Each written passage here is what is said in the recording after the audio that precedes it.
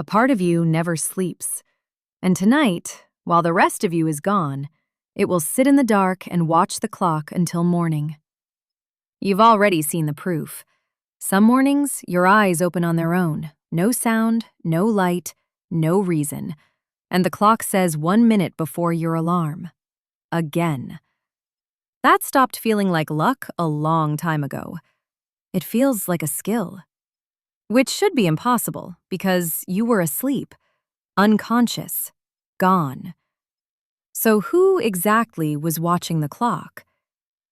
Here's the story we usually tell about sleep.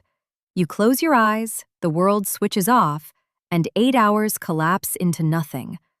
Then the alarm reaches into that nothing and drags you out. If that story were true, waking up 1 minute early would make no sense at all. Blackness can't count minutes. But in 1999, a group of researchers ran a simple, slightly devious experiment. They brought people into a sleep lab, and each night they made them a promise. Some were told, "We'll wake you at 6. Others were told, "Sleep in, we'll wake you at 9. Then, all night, they quietly measured a hormone in the sleeper's blood. Not the panic kind of stress hormone, the preparation kind, the one your body releases to warm up the engine for the day ahead. In the people expecting a 6 o'clock wake-up, that hormone started climbing at around 4:30.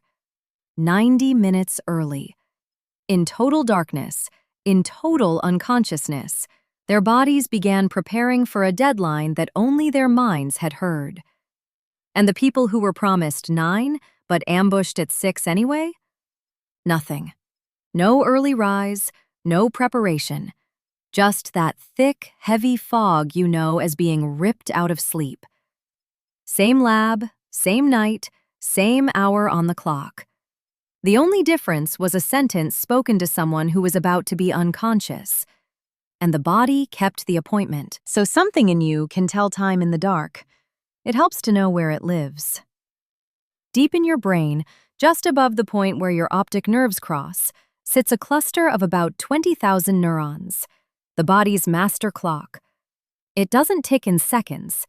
Inside each of its cells, clock proteins slowly build up, then break apart, then build again, on a loop that takes almost exactly 1 day.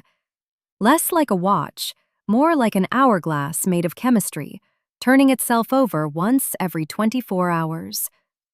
That clock runs everything on a schedule. It cools your body at night. It releases the sleep hormone after dark. And in the last stretch before dawn, it starts the tide that will carry you to the surface. Because toward morning, your sleep changes shape. Sleep moves in cycles, roughly 90 minutes each. The deepest ones come early in the night. By the final hours, sleep has grown shallow and dream-rich, and you begin surfacing for a few seconds at a time. Dozens of brief awakenings, so short you almost never remember them. Each one is a checkpoint. You rise, something checks the hour, and you slip back under. Now put the pieces together. A clock that knows what time it is, a hormone tide that starts the engine early, and shallow morning water that's easy to surface from. The night you set your alarm and think 6, you aren't just pressing a button on your phone. You're handing the clock an appointment. But why wake up before the alarm? Why not just let it do its job? Because to your brain, an alarm is not a service. It's an ambush. A sudden, loud threat sound in the dark, arriving without warning. If it catches you in the wrong stage of sleep, you get yanked to the surface from deep water, heart pounding, head full of fog. There's a name for that fog, sleep inertia, and it can cling to you for an hour. So the system does something quietly brilliant. It aims. It times the tide and the checkpoints so that you glide to the surface on your own, moments before the threat goes off. You defuse the alarm by simply being awake when it arrives. It's not that you woke up early, it's that something landed the plane before the storm hit. And some people have pushed this further. In self-awakening studies, volunteers were asked to wake at an exact time with no alarm at all. No phone, no clock, no backup. Night after night, a striking share of them opened their eyes within minutes of the target. Their only instrument was intention, a time spoken to themselves before sleep, like a note left on the door of the night shift. You've probably felt a smaller version of this yourself. The strange knack of surfacing on a train right before your stop. The nap that ends on its own at almost exactly the 20 minutes you gave it.